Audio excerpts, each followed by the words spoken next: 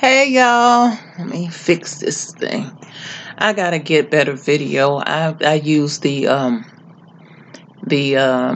camera on my phone and it's so grainy and whatnot. Not the camera on my phone, the camera on my computer. I should use my iPhone to do this, but I just want to make some quick points. I'm not trying to come here. I'm not doing makeup tutorials, which I love, by the way, because I'm getting to the point now where I'm learning so well until I'm starting to go out with the beat face when I choose to. Um, this video right here is all about this scandal culture, this whole um Me Too thing, and how you know it's awesome that those that were felt powerless are now able to speak up and speak out and tell their story. If y'all see my cats moving around, don't pay them any attention. They don't want no parts of it. I talk for them, but anyway. I have little voices for them. Velvet the fat black one has a tiny little voice like this, and Cheyenne is very messy. But anyway, so R. Kelly, they did a docu-series on his whole situation. Anyway, I brought attention to it, didn't I? His whole situation. There should he should be facing some stuff. Have not seen the docu-series on Lifetime.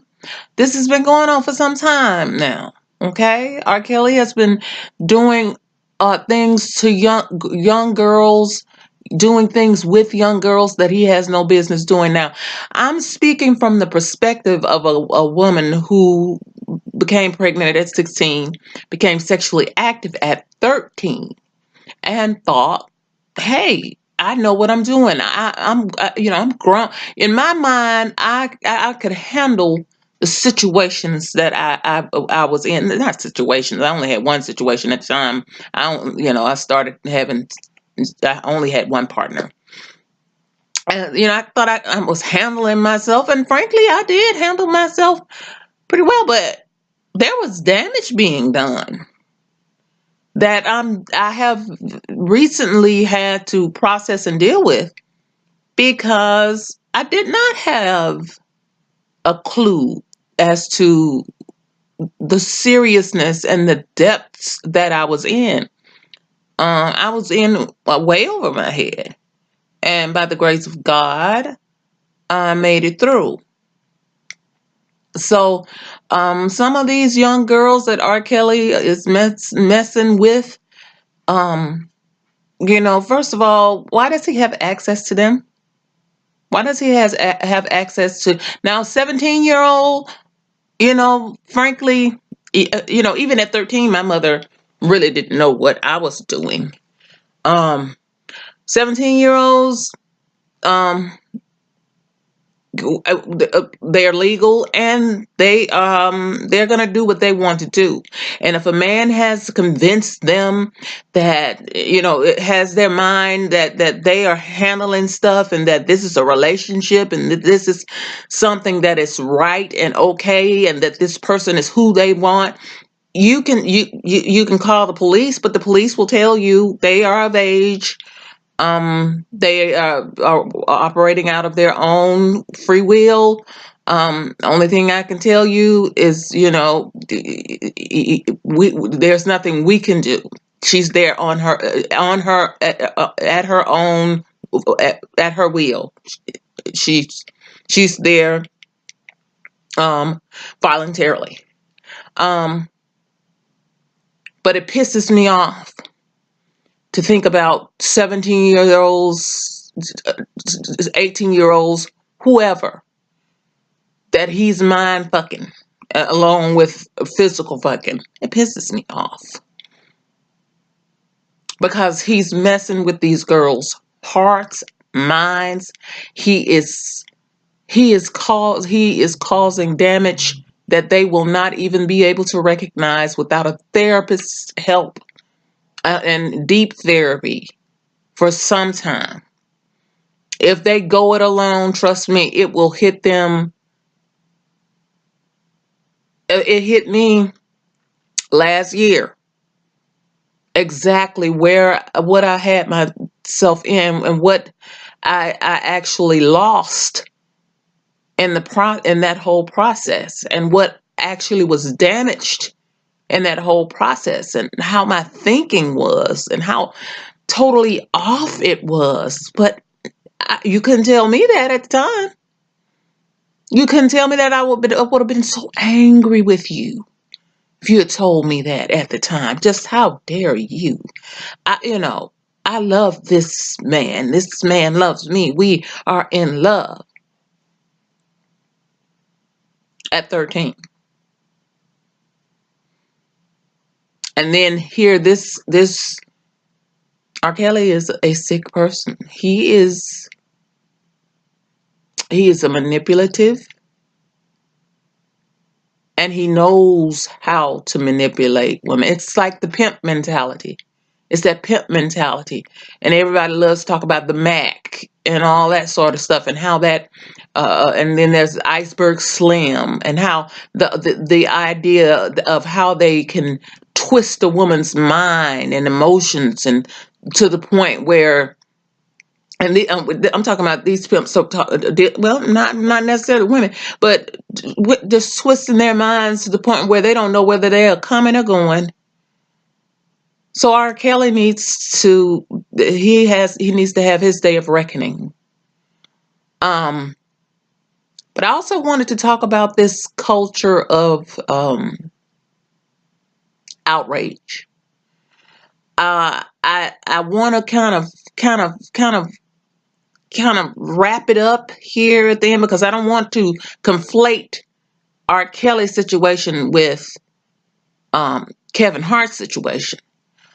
Bill Cosby has been dealt with, because for him, and what people don't understand, for him, women were objects. They were things for him to use at his will. And he didn't want them to have any license whatsoever. Someone said, I can't remember who it was, but it was the actor, said he could have had any woman he wanted. He was Bill Cosby. He could have cheated on his wife every day, all day, any day, with any willing woman. But he didn't want a willing woman. He didn't think women should be, they shouldn't have any say. So he didn't give them any say. Just put some in their drink, knock them out, have your sex, go about your business. Use them like a toilet. And then go about your business, living a double life.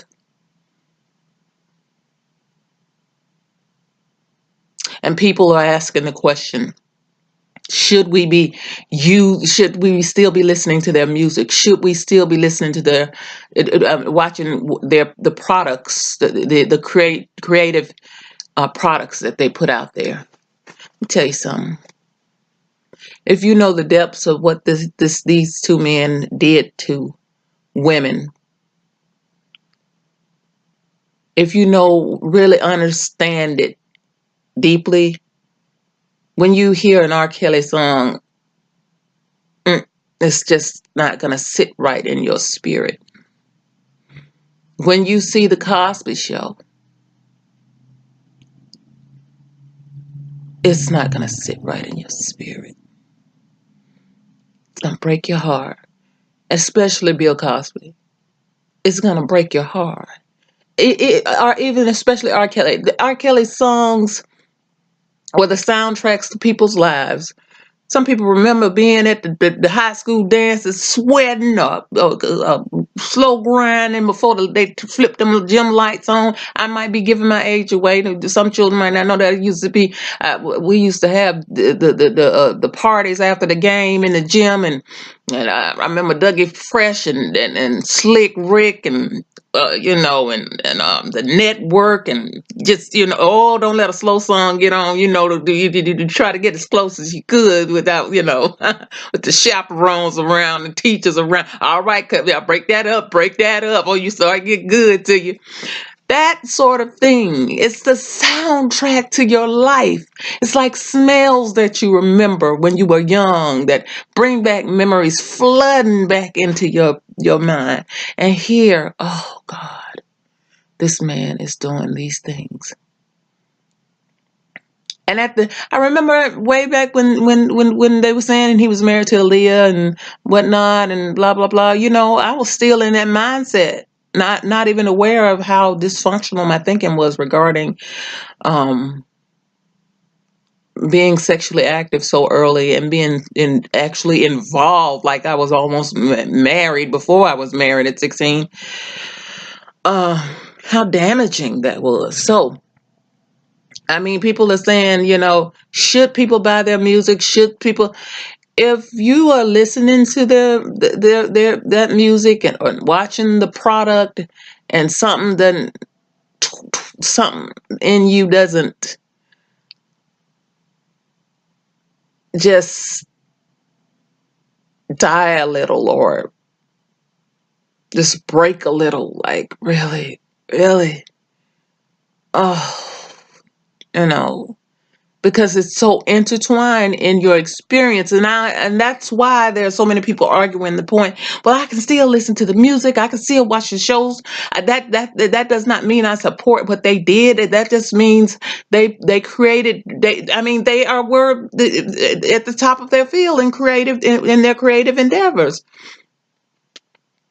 But I just don't understand how you could listen to the music. I'm not going to indict you or judge you, anybody, if they choose to continue to consume what was produced. I'm just saying, I don't think you have the full. I want you to kind of alert you that I don't think you have the full understanding of what these men truly did. Because if you did, you wouldn't, it just would be cognitive dissonance when you did, when something they did came on. I'm not going to do this analysis that people are doing about R. Kelly's old songs, and that we should have known by the song here and that. I mean, okay, yeah, that's true. Um, but oh, oh, no, no, and that kind of drove it all home. All of the processing I've been doing the past year, all of this has kind of driven it home. And it and I wanted to talk about Kevin Hart, which frankly, I'm not conflating any of this. I'm just saying now there's a wasp nest that's been stirred up, and people are going back and looking in people's Twitter accounts, and it cheapens stuff. It cheapens what's deep and what's real, and what needs to be driven home to people. People need to understand the deep pain that's caused. Now, what Kevin Hart said, he said if he knew his son, he found out his son was gay. This was in the context of stand up. So he said if he found out his son is gay, he would kill him and blah blah blah blah blah. Um, I had, I'm not gay. Um, and I'm not gonna sit here talking about I got gay friends or whatnot or whatever. But I mean, have you seen Delirious? Have you seen Delirious and Eddie Murphy and his portrayal of gay people? A man who allegedly was caught with a transgender prostitute. You can't. I don't want that I don't want that happening at all. Now, what Kevin Hart said, yeah, there are gay men who actually have been killed by sick men who are who might have been molested as children and have decided that, they need to prove that they are not gay or they are not this. And, there's a lot of gay people are persecuted around this world. And I'm Christian. The Bible says being a homosexual is wrong. But, I'm also fully aware that what Jesus basically told you is there's no way that you can get through this world without sinning. And so that I am the sacrifice.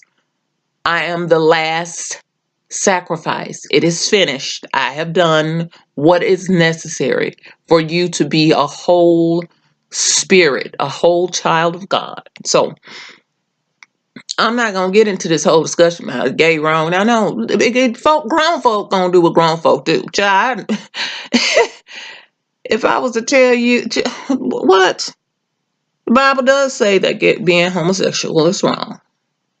And some people will say, I don't even want to have it put in the category of being a sin or wrong or something to do with that. Look, I'm a Christian.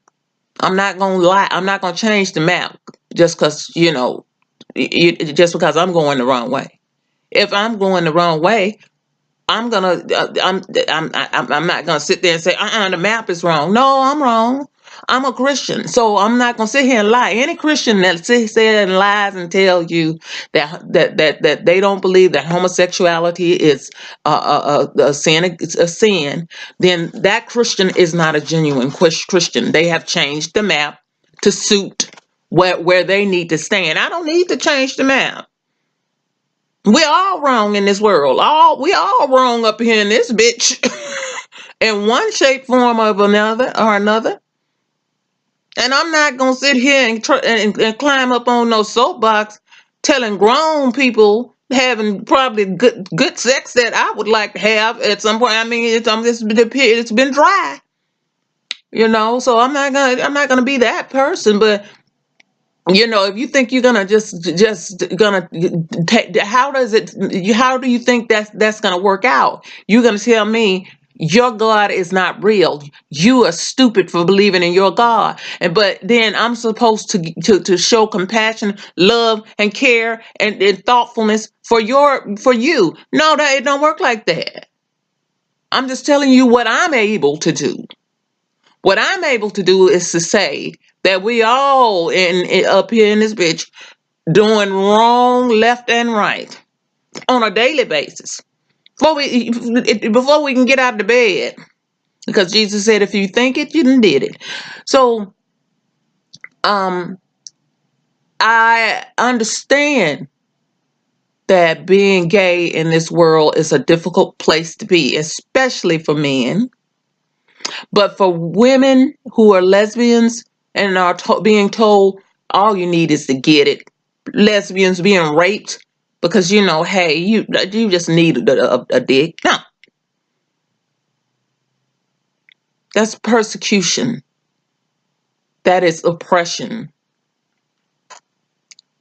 But we ain't gonna put Kevin Hart in that group. I'm not.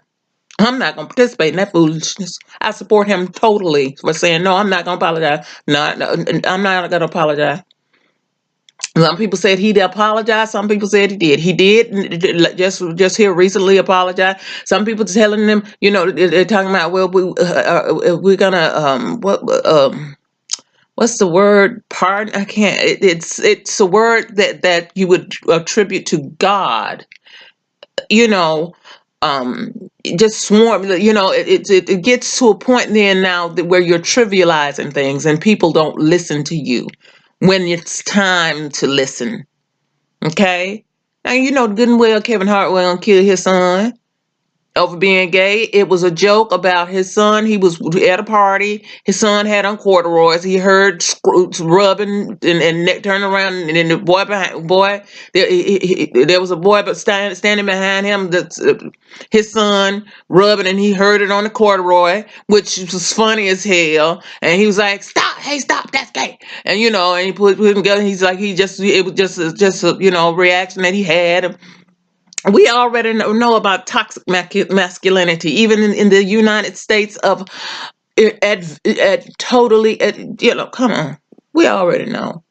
And so it was a joke about how men think about gayness, and how men think about sexuality, and how men, you know, how men think about it. That was what the joke was. It's supposed to bring, make people, not even. I'm sure it wasn't even to make the people think, but it did. The first thing you would think is, oh God, I hope my child's not gay. Now that's terrible for a gay person to hear. But I know I don't want my child to be gay. I was raised at a traditional family as a man and a woman, a traditional marriages between a man and a woman. I was raised Christian, and he was making jokes regarding his paranoia, um, from his upbringing. He also made jokes about his crackhead daddy, and how he was embarrassed. So what I'm saying is, we don't want to be. Every time you look around, you're outraged about one more thing. Okay, so it's because I'm frankly exhausted, with this speak that they have. Is it when the hive comes, there's this speak that, you know, um, cisgender, blah blah blah, and homophobia. I much prefer the word homo antagonistic. People that will not allow, gay people and the lesbians, the LGBTQ, I can't even, to live their lives. Leave them alone. Why do you have to cause that? Why do you have to yell out slurs, and not bake cakes for them? What that ain't none of your damn business what you bake. They came, you bet you bake a penis cake in a minute for bridal shower. But I just really cannot bake this wedding cake for these gay folk. God's gonna strike me down, baby. God's gonna strike you down for some various things you've done well prior to baking a cake for some gay folks just getting married. Okay, bake a cake and sit on down somewhere. That's all I got to say on that. All I'm saying is this outrage culture needs to simmer on down. We need to be deliberative and thoughtful about what we're going to swarm against, and because we got Twitter, and we got Facebook, and we got the news wanting some titillation to share with the people. So I guess I made this video just to say um what I've said about R. Kelly, about Bill Cosby, about using Kevin Hart as an example of, not no, I'm not gonna participate in that one. You go ahead without me on that one, sis. You go ahead on without me on that one, bruh. Talking about Ellen shouldn't have what was the word that was used? I want to look it up so bad. Um Basically pardoned him, or given him absolution, but that wasn't the word that was used, but just kind of absolved him. That was the word. She absolved him, and Ellen has no right to absolve him. Get down off the high horse, or you fall and break your neck. Come on now. Every time you look around, you want to climb up there. Get down. There are some real monsters in this world. I named two of them, and described what they did, and how it affects the world, and how it affects women, and how they see themselves, and girls, and how they see themselves. Come on now. Don't get these things twisted, because we need people to hear the first time when it's time to hear. And people want to say, well, Harvey Weinstein and y'all in it, and they made no documentary on Harvey Weinstein and Woody Allen, and okay, they didn't, but that ain't got nothing to do with R. Kelly being sick and Bill Cosby being sick. They're sick, just as sick. Now, if they want to let them go gallivanting through the community like they like they want to, okay. But their justice is coming too. And as for Woody Allen, and he's saying, I didn't look at uh I can't think of his wife's name as romantically at that time. Sir, your penis didn't just it's like a young Levan. One day my soul just opened up. It didn't work like that with you. You didn't just she 1 minute you didn't want her, then all of a sudden one day your penis just opened up. No, sir. There was some shenanigans going on prior to that. But he's still allowed to operate as if, well, at least she was of age when they got married. Okay, whatever. Okay, however you want to do that. But no, I'm not gonna go into the well, that white men ought to. Black people are not a monolith. We want to be. It would be best if we were, because if we did, I think we would have much more power in this world. But we're not a monolith. And there's so much brokenness amongst us, My God, I don't know that we could ever. I would love to see us use our economic power, our creative powers, our intellect, our just spiritual. We are spiritual giants. Our existence alone on this planet speaks to that. Not only our existence, but our thriving. Not only our thriving, but our domination. It's not a joke. So I guess I wanted to say, stop being outraged about everything. Don't let's have a little nuance. Let's go ahead and let's have civilized discussions. And I'm talking to myself because I get on Twitter and read something and be like, and before I know it, I done just said some stuff, honey. Let's have some nuance, and let's stop acting like just everybody that hurts your feelings should be brought to bear in the worst way. You can't even work. You don't need to even work. You can't even work until you apologize to me. No. But this thing with R. Kelly and Bill Cosby and all of this sickness, that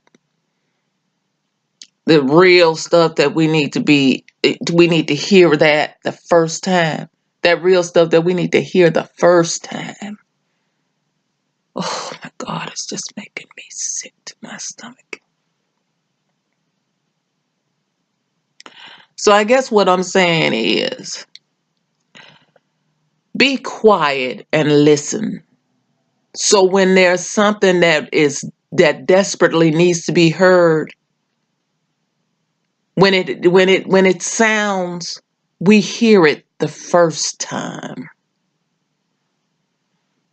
I'm out.